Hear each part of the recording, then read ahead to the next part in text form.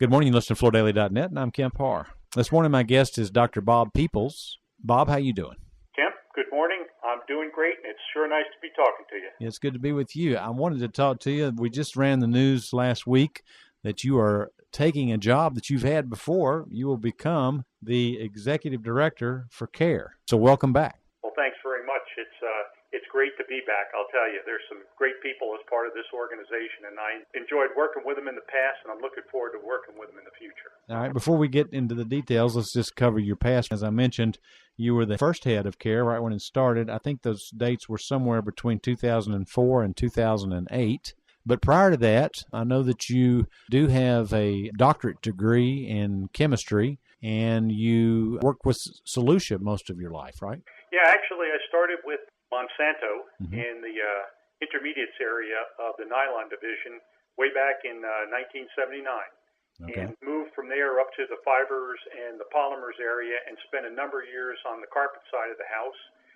Went off to St. Louis, did a corporate assignment, came back to the carpet industry, and we spun off from Monsanto in September of 1997, so I continued on as the head of nylon technology in that capacity. When the company went bankrupt in December of 2003, I left the company and had the opportunity, having spent several years working with what was the negotiations that led up to the CARE organization, and then basically serving as de facto and a non-official executive director of CARE, was offered the opportunity to be the first executive director of CARE in 2004. And CARE, most people should know that it stands for Carpet America Recovery Effort, and its primary goal is to try to minimize the amount of carpet that ends up in the nation's landfills, right? That's correct. And so when do you take over as head? Well, I guess officially it's the end of August. I'll be back on board. Let's talk about right now. You're working with the American Chemical Society Green Chemistry Institute, where I've been a member for over 35 years, and the ACS is the largest professional scientific society in the world with more than 164,000 members. So you've been doing that for several years. You're living in Washington now. Will you move back toward the Dalton area? Well, yeah, actually, I moved up to Washington 4.5 years ago, spent a year up here, was unable to sell my house in Atlanta, so moved back to Atlanta, and I've been commuting for the last 3.5 years. Okay. So you'll maintain your home in Atlanta? Yes, sir. Okay. I'll be down there. It'd be nice to be able to get reacquainted with my wife after spending 4 or 5 nights a week on the road. So what made you make the decision to come back to CARE? Oh, that's a great question, Kemp, I'll tell you. It wasn't an easy decision to leave the ACS Green Chemistry Institute. Like CARE, the work we do here is really incredibly important to the future. And like many of us, I think things have changed quite dramatically in 2008. I have a great passion for CARE, and having been a founding board member and then the first executive director, when I heard Georgina was leaving, it just made a lot of sense. And I got a number of phone calls pretty quickly. I would tell you I've kept in close contact with many of my CARE colleagues and the carpet industry in general. So it's very exciting to be back home. Kind of a lot of factors go into making a decision like this. And let's face it, Washington can be a tough place to operate. And I hope that I can bring some of my learnings back to help advance the mission of CARE. My understanding is Georgina Sikorsky did an excellent job with the CARE organization and its members. And I know she's going to be missed. She's created some big expectations to be filled. Okay, so just to summarize what you just said, Washington's okay. You love the South. You want to get back. You want to be closer to your wife. And you consider this to continue to be a challenge for you, right?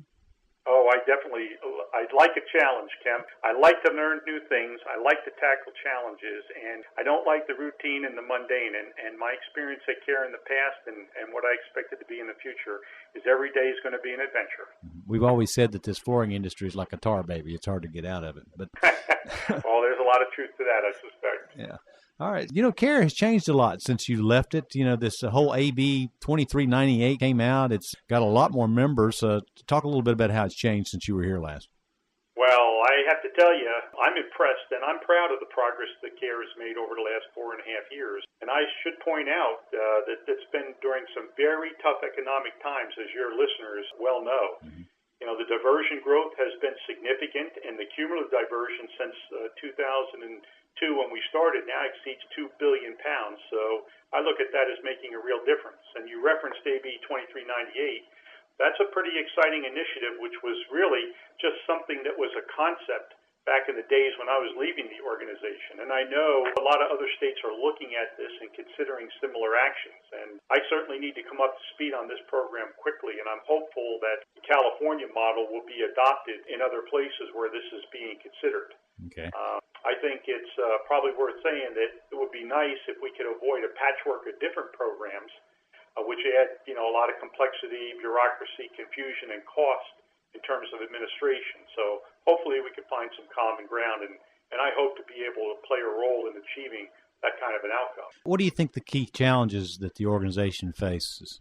Given the fact that I've not officially taken the helm yet, I think it's a bit premature for me to speculate too much in this area. Yeah. But I think it's also clear that every industry right now is facing a lot of uncertainty, both political and economic uncertainty.